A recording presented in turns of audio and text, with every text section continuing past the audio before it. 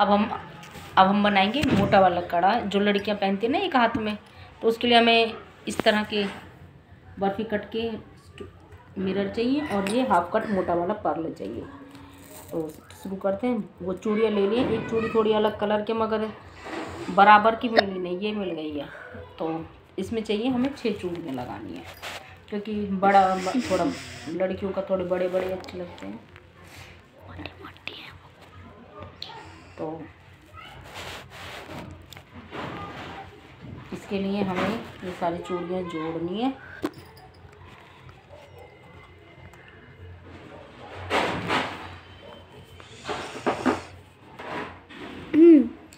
अब ये थोड़ा थोड़ा सूख चुका है, इस पर हवा मैंने लगा दी है।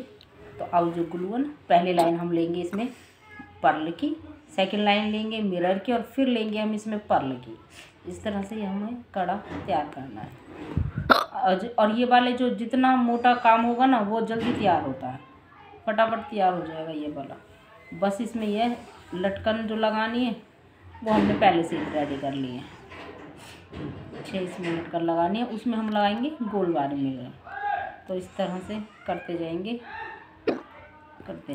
तो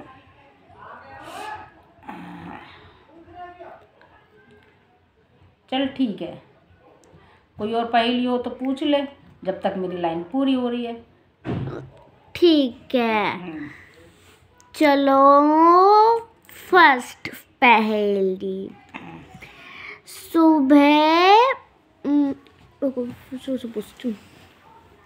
सुबह चलता है 2 पैरों पे, दिन में चलता है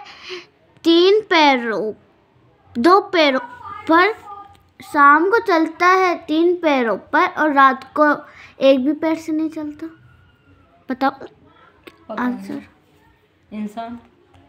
सही जवाब है। सुबह मतलब जब बच्चा छोटा होता है घुटने और हाथों के पैरों के साथ, मतलब 4 पैर।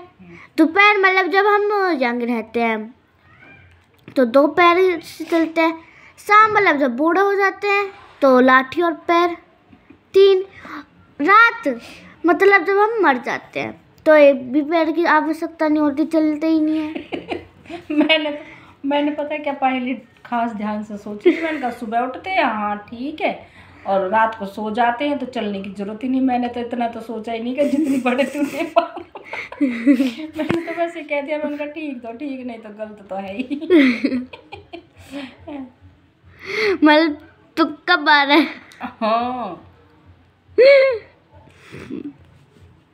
तो इस तरह से अब हमारी एक पर्ल है जो पहली लाइन कंप्लीट हो चुकी है।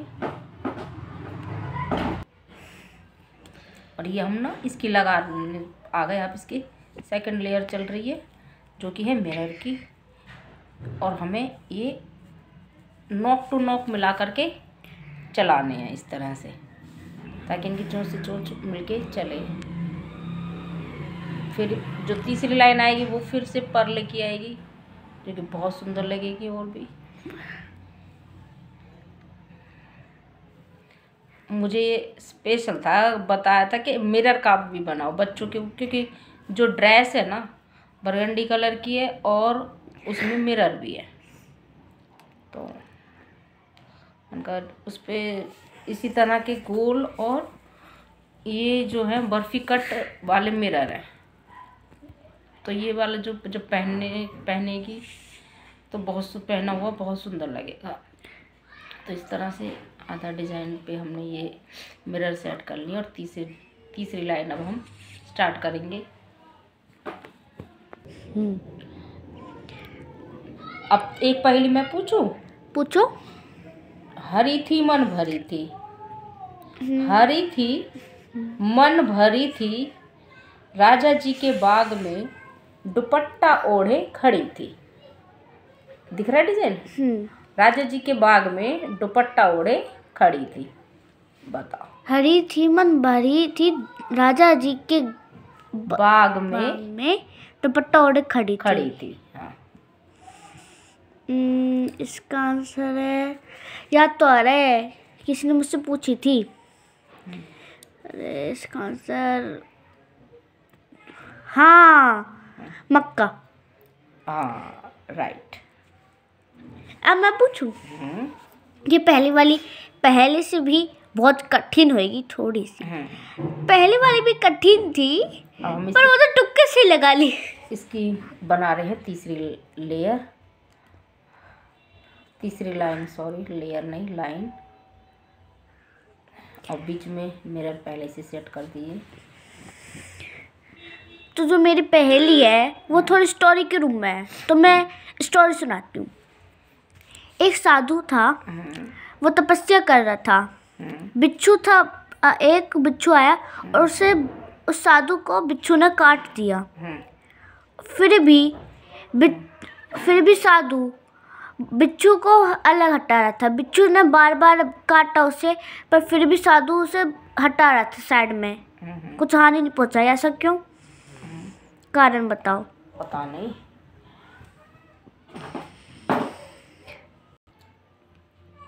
अब ये बताओ आंसर। थोड़ी और मजबूती के लिए जो हमने ये लटकाई है ना, ये इसमें थोड़ा सा और हम लगा देंगे ताकि ये